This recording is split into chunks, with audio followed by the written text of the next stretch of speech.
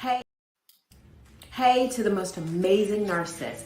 It is Dr. V here with Morning Infusion with Dr. V podcast, where we are intentional about teaching nurses how to work from anywhere around the world, making money and owning your own time, building profitable nurse coaching and consulting businesses. You will hear from amazing guests that have grown their companies and want to share insight into how you can do the same to change the face of healthcare as we know it. If you want to grow your businesses and leverage your knowledge as a nurse to grow wildly successful businesses at the top, instead of working your way to the top, head on over and join our Millionaire Nurse CEO group on Facebook, where you can ask questions and get updates on our live and virtual events to help you grow your businesses.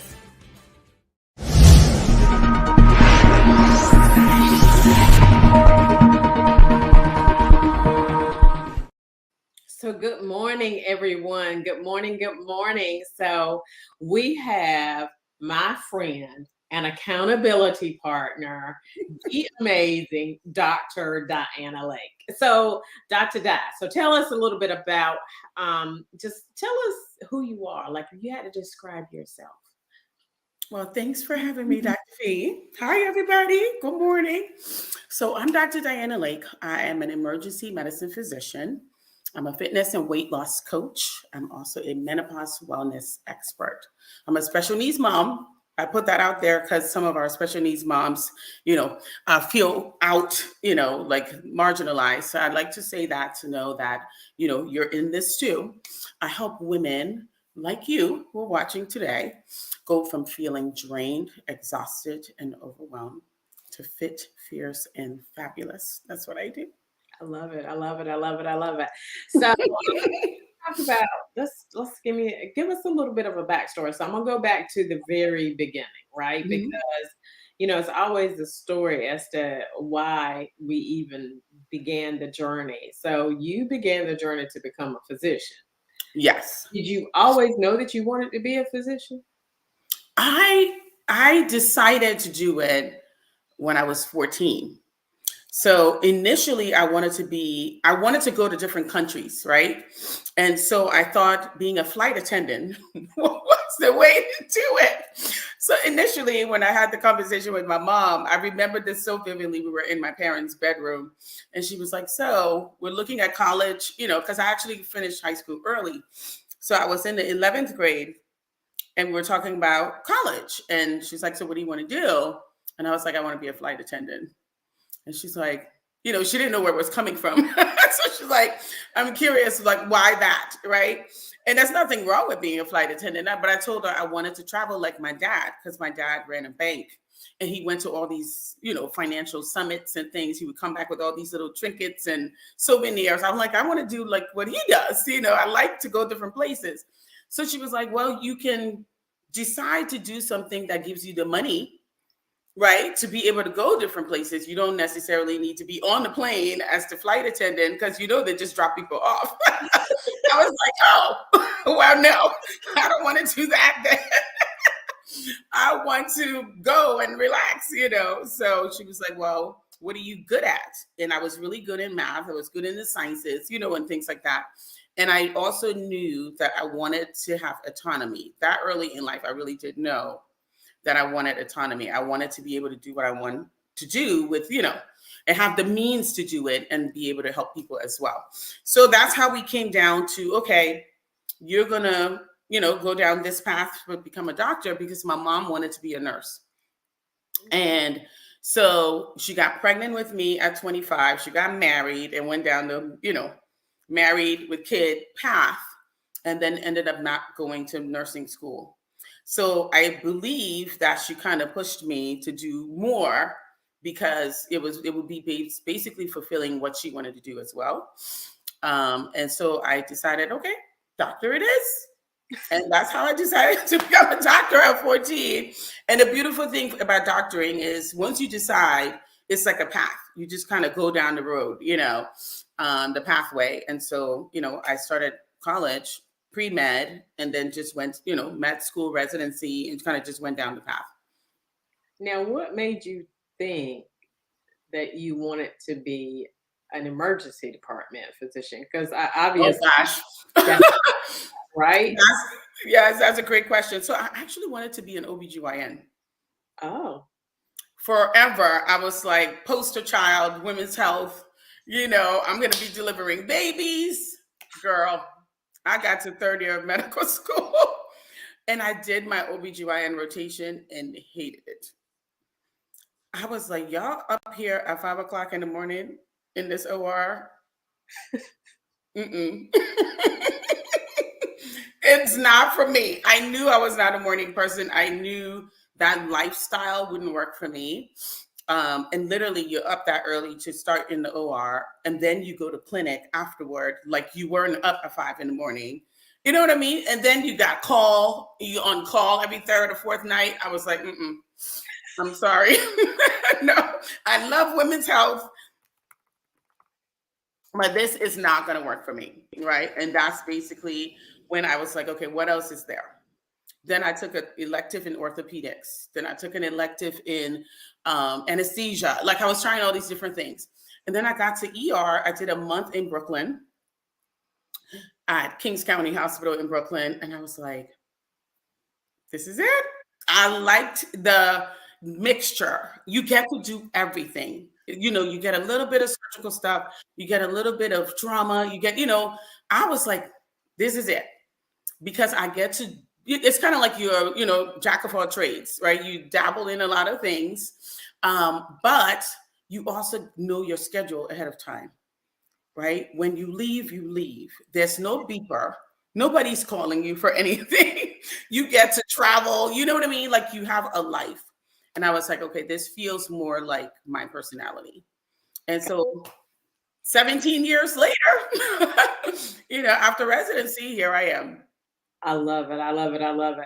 And that was one of the reasons why I wanted to go into emergency medicine too, was because it was just super, like, we just had a good time. Like, I loved it. It's the hodgepodge of everything. And I didn't like OB either. And so I was like, anybody came into the emergency department pregnant, I'm trying to get them out of there. I'm trying to spend all. Also, the other thing that I noticed was, are they happy? Right? That was my thing. I was like, I'm going through this 2 months of this service. Ain't nobody here happy. I hate to say it like that, but it was just like everyone just seemed so stressed. And I was like, is this what I want to go into? Like, just that was my experience there. Not saying that every, OBGYN person is stressed. I mean, I'm sure most doctors are stressed in general. But when I was experiencing that rotation, nothing about it spoke to me. Like I was just seeing things that I didn't want to be a part of. You know what I mean? I'm sure it's a beautiful specialty. I'm sure the people who do it love it, but it just wasn't for me. And I was just like looking around, like, this is not what I thought it was going to be. And that's why you do the rotations, right? So you get to see this is what your life might look like. How does that feel to you? You know what I mean? And so I just knew, I was so glad to know who I was already at that point and what I would want my life vision to look like. And it just was in alignment. You know what I mean? I know what you mean. So let me ask you something about, because when we first started the podcast, you talked about being a special needs mom, right? And a lot of times sometimes, I'm not going to say a lot of times, sometimes there is this thought process that because I have to serve my children, that I can't serve myself, I can't serve the public, that I'm behind the purpose. So tell me about, what special needs your children have, and let's talk about how you decided to get past that. Okay, that's a great question. So my younger one, I have two boys. My younger one, he's 12 now. When he was almost 3, a couple of months before he turned 3, he was diagnosed with autism spectrum disorder, right? My older one, ADHD, mood disorder. The younger one's got anxiety and ADHD as well. So it's a mixture of things that, both of them have that over the years has been lots of therapy, you're just raising a typical kid is hard enough, right? You got your regular, doctor's appointments and, things that you do to make sure you're checking in with the teacher and all those things. But imagine doing that, but then now you've got medication, right? You got to go for medication, adjustment. You got to do the occupational therapy, speech therapy, developmental pediatrician. It's like all these things. And then ABA, which is the autism therapy, applied behavior analysis therapy. You got people coming in your house, right? My younger one was from the beginning, had 15 hours of ABA every week. So there were people in our house all the time coming for different things. And it really takes a toll on you as a mom, as a parent, mom or dad, right? So to be able to transition out of mom mode to go do something for yourself, like your own self-care, doing your own wellness. Well, I think what happened to her? So anyway, so I guess we'll just continue on with the broadcast and until she gets back. This morning I was reading the book. I want to go over what my pastor said last night, because my pastor was amazing last night when he talked about Proverbs. And one of the things that Dr. Dot and I both do. Here we go. Here she comes. She's back. All right, what happened? I have no idea. It just cut off. I was talking and then it just cut off. I'm not sure what happened. Okay, so you go hear ahead. me now, right? I can hear you. Uh-huh. Okay, cool. Yeah. So as I was saying, to switch into taking care of yourself is something you have to be very intentional about, because those kids will really, if you focus on them too much, it'll really derail you from your own health, health and wellness. So I had to make that decision that, okay. And at that time also, I was going through a divorce. Right. So I'm going through a divorce. I've got 2 kids with, special needs issues. I was mourning my dad. He had passed away about a year and a half. So it was a lot going on at that time when I got the diagnosis for my younger son. And so I decided I really needed to start taking care of me so I can start from a full cup to be able to take care of them and, do all the other things that I was doing, because it wasn't working. Just being in that special needs mom mode, it was draining and exhausting. And so that's where everything really started from, was going from that place where we were separated. I remember we went to get the diagnosis. We hugged each other. We were separated at the time, but your parents still, right? And you get this news, you're crying. It's very emotional. And it's like, okay, what do we do from here? You know what? I like the fact, it seems harsh at times, when we say that we're going to put the oxygen, because basically what you said is, I'm going to put the oxygen mask on myself first. Mm-hmm.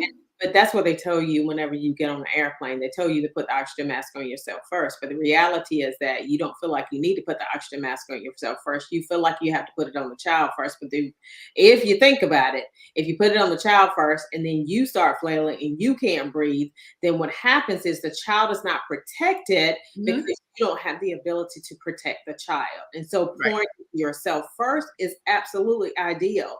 But I think a lot of people, they pour until they're absolutely drained, absolutely exhausted, can barely see straight, and then they want to come back and they can't move forward. So Yes. it is highly important. So I thank you for saying that. Yes, absolutely. So we're going to go to commercial break, and then we're going to talk about who you help now and how that even started. Our live event is going down twice a year in Rocky Mount, North Carolina, called the Millionaire Nurse CEO Conference. We will be covering the blueprint and master plan to grow a wealthy and flourishing company. We love that you listen to the podcast, but we want you in the room. We will be sharing insights on marketing and sales strategies so that you are able to create more impact and make more money, creating more freedom so that you can do the things that you love. So join us for the nursing event of the century. Go to vpnursing.com to sign up for this life-changing event. So now, I love that commercial, by the way. Thank you. So I want to ask you about how you got into health coaching. So how did that come about? That was my lifeline, right? So the divorce separation was 2012, right? My little one was like two, not even, I mean, barely two when all of this was starting. He was a toddler, and I was struggling, as I was mentioning before, and I wanted an outlet, right? I needed a way to start taking care of myself. So one of my girlfriends in a mom group that I'm in, I'm still in this group. I've been in it like almost 15 years at this point. We're in a mom group together, and she was at my house, and she could see I was just physically drained, right? Like done. She was like, "Let's go for a run." And I was like, "I don't run." Girl, what you talking about? She was like, "Listen, we got to get out of here. Like change the scenery. Let's go do something different, right?" I was like, first of all, I'm not a runner. And I was one of those people that, being a physician, I knew being healthy, doing exercise was good for you. Like we all know this, right? But when you come to implementation, that's a whole different story. So that was not me at all. I would go to the gym once in a while, whenever I felt like it. It was no consistency whatsoever. We go for this run.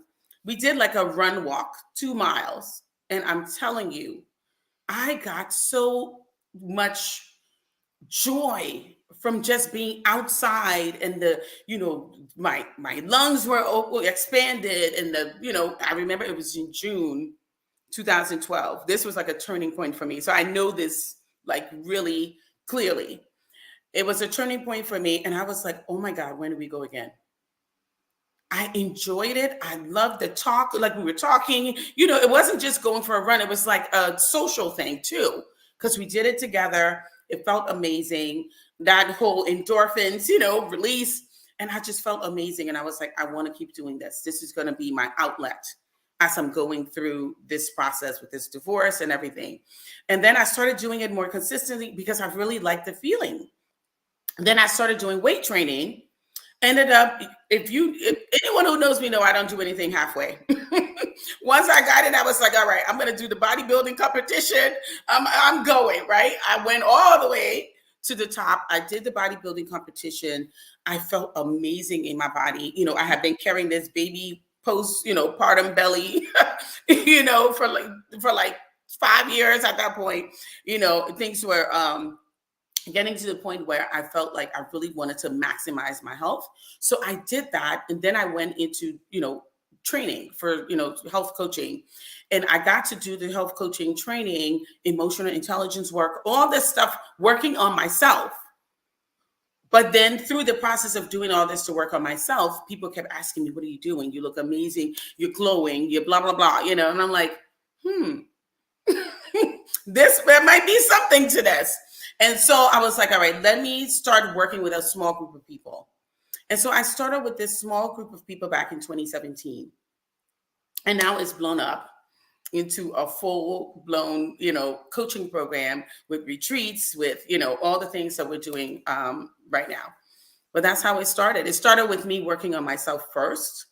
And because, it worked for me, I could then, share it with other people, mostly physicians, nurses, nurse practitioners, dentists, pharmacists. A lot of the people that work with me are healthcare, professionals, but I do have some stay-at-home moms, and other high achieving women who come in and work with me as well. But I think I like, what you said. Number one is that you had to become the person. And Yes. to be able to do a different thing in order to be able to have what you wanted to have. That's number one. Number two, you took what you've already done, what you've already mastered. And that's what coaching is all about. Coaching is all about taking what you have mastered. As our coach said, if you can bake a cake and you can teach somebody else how to bake a cake, right? Absolutely. Collapse the time that it takes them to get from point A to point B. So I love it. I love it. I love it. So I want to talk about a little bit about Adrian said, good morning, Dr. V. Hey, Adrian.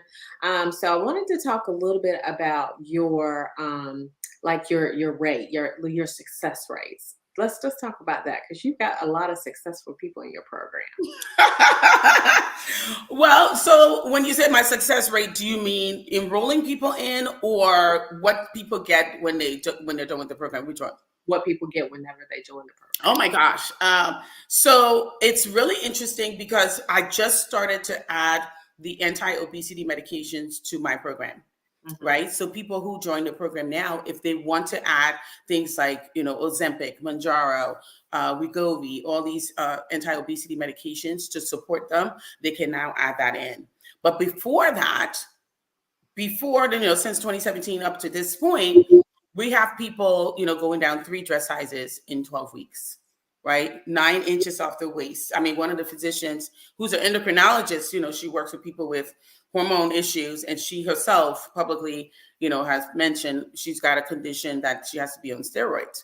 Right. And so she came in very, hesitant that she was going to lose any weight. She was like, I'm on steroids. Lost 9 inches off her waist, went from no push-ups to 30 push-ups on her toes. Okay. Like, these women that's why I love working with the women I work with, because they're high achievers.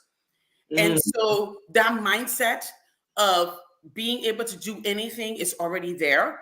Now I just have to show them what's possible for them once they start the process and they start to do the work. So it's not like you're taking someone from ground zero.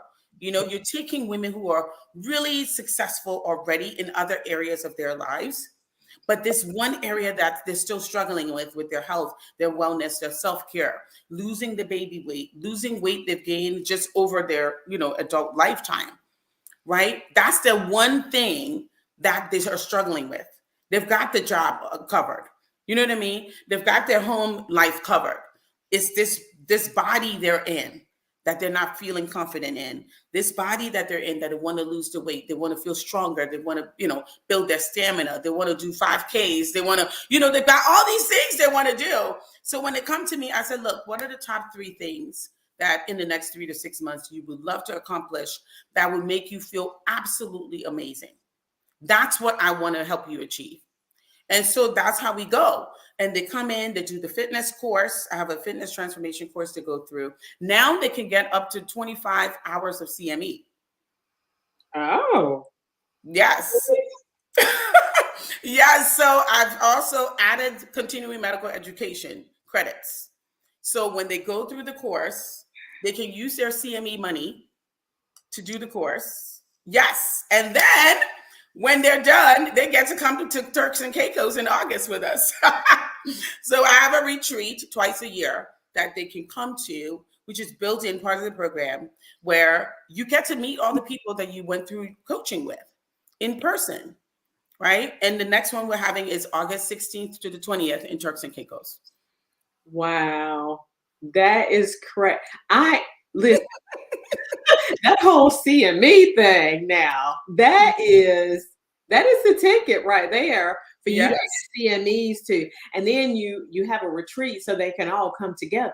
Absolutely. And you're getting CME credits, and it's for nurses, PharmDs, we all have some kind of continuing education credit we have to, do right every year. So you can use this information. And the way I've set it up is the modules have objectives, right? So people can go through the program without doing the CME if they want. But if you want to do the CME, then you have to, when you listen to the teaching modules, there are objectives there that you're going to basically go to the CME portion, answer the questions, check off that you've done this, and then you get the credit for that for 30 minutes. Most of them are like 30-minute talks, right? So whatever amount you get through, that's what you claim the credit for. So if you just, if you want to claim 10 credits, you claim 10 credits and you do the work for, you can get through the whole thing, but, it's based on your own time. Most of them just listen to it when they're driving to work. So is it because it's health and wellness? So you think that would apply if it was a business coaching? What do you mean? Like for the person, if the person was a business coach? Right. If you wanted to apply CMEs, or CEUs, because we do CEUs, CEUs, could you apply it to business coaching as well?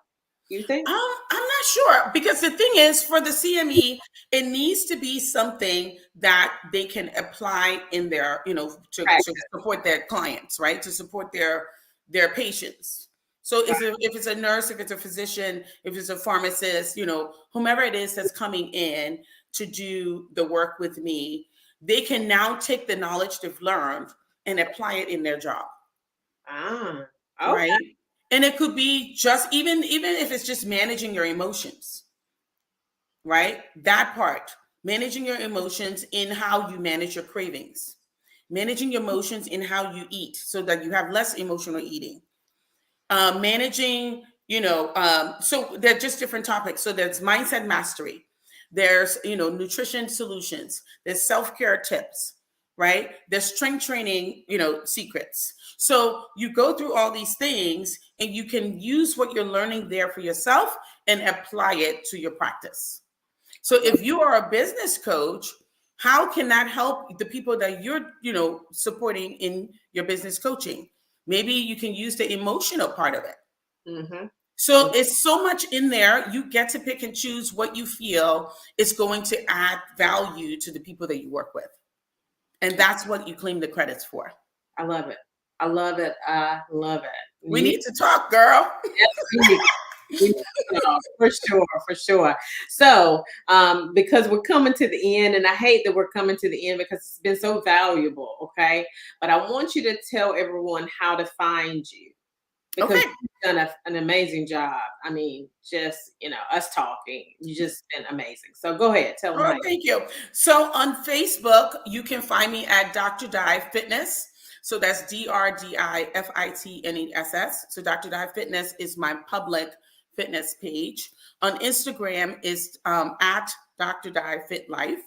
So it's DrDiFitLife. So Dr. Di FitLife on Instagram, and on Facebook is Dr. Di Fitness.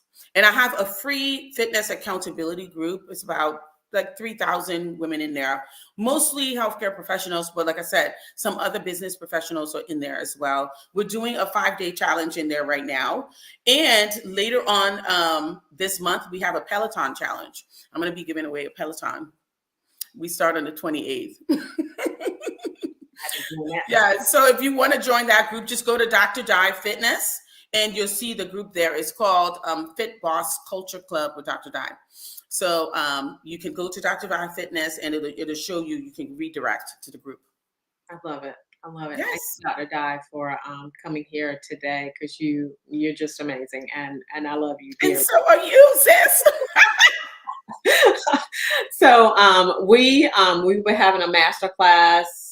The next one will be June 13th. We have a master class pretty much every month for you to come in and learn how to monetize as a coach. So I encourage you to join that. And of course, the Millionaire Nurse CEO Conference that will be coming up August 25th and 26th. I look to see y'all in the room. So you guys have a phenomenal rest of your day, and we'll talk to you later.